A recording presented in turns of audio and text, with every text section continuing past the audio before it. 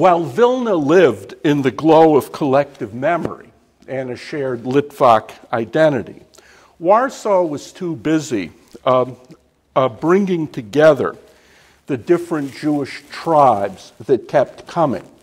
Warsaw was a work in progress, raw, dynamic, and in its own way intensely Jewish.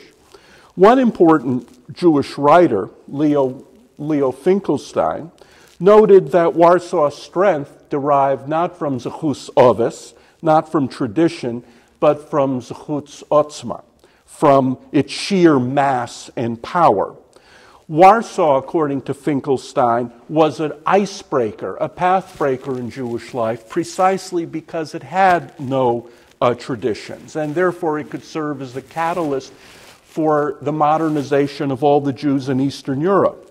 When Finkelstein thought of Warsaw, he thought of the crowds, the 100,000 who came to Peretz's funeral, the thousands who would come to the railroad station to welcome the Ger Rebbe, the thousands who would turn out for the May Day demonstrations of the Bund.